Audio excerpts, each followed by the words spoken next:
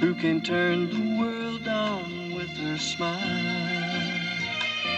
Before there was Liz Lemon and Murphy Brown, there was Mary Richards, the modern woman who led the way with a smile. Growing up in Los Angeles, Mary Tyler Moore got her start at an early age in commercials. But it was her 1961 role as Laura, the wife on the Dick Van Dyke Show, that made her a household name. You know something, darling?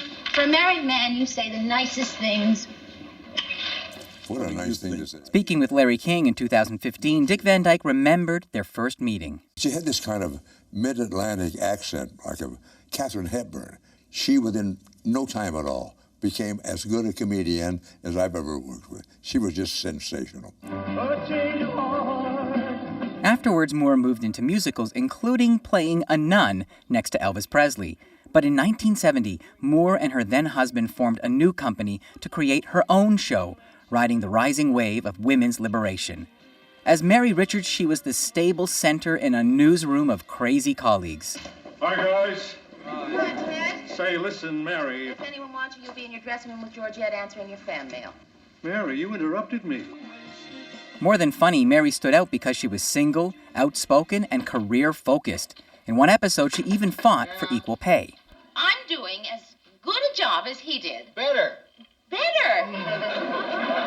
And I'm being paid less than he was because... You're a woman. At the beginning, test audiences gave the show poor ratings. They hated everything. They thought I was a loser.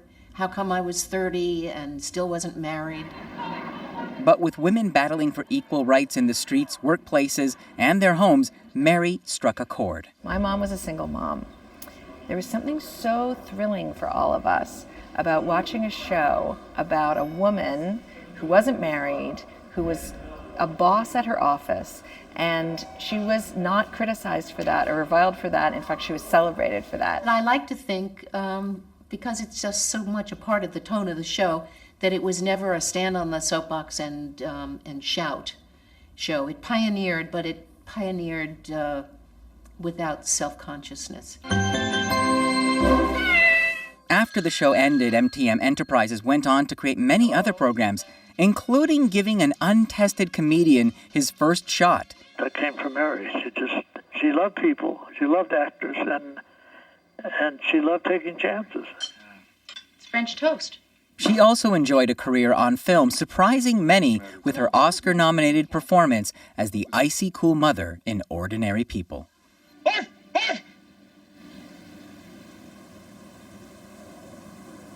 Put that on if you're going to stay out here, okay? In real life, Mary Tyler Moore was open and honest about her struggle with alcoholism and diabetes.